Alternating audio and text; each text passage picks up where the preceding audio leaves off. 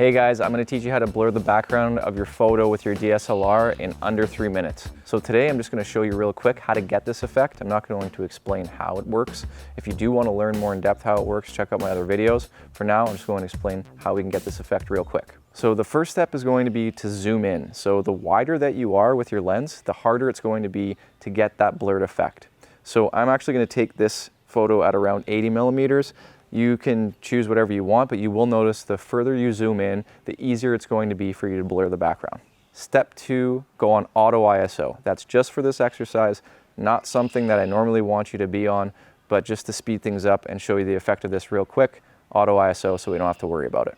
So the third step is getting into aperture priority mode. So cameras often have different labels for aperture priority. Mine is AV, yours might say A.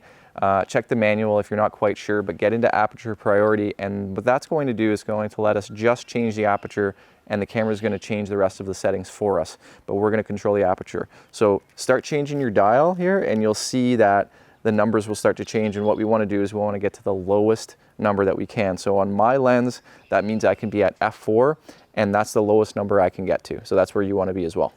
Okay, so now I've got my settings dialed in. I've got my ISO on auto, I've got my zoom where I want it to be further in, and then I've got my aperture priority at f4. So let's go take the picture and hopefully I don't trip over this stuff again. I'd like to zoom out a little bit, but I'll just back up.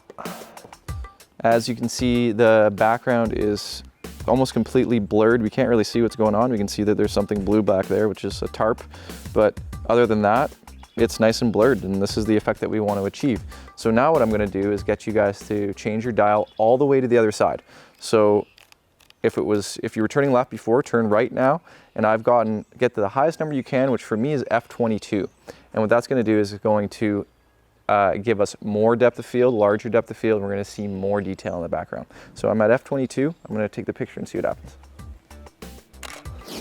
So same focal length pretty much, and we can see much more detail. Now we can see there's a canoe under the tarp. Well, you can't really see that, but I know that's what it is. And now I'm going to do one more quick thing. I'm going to zoom out and I'm going to take the picture again, and you'll see even more detail in the background. And now you'll see that you can see all of everything that's going on back there.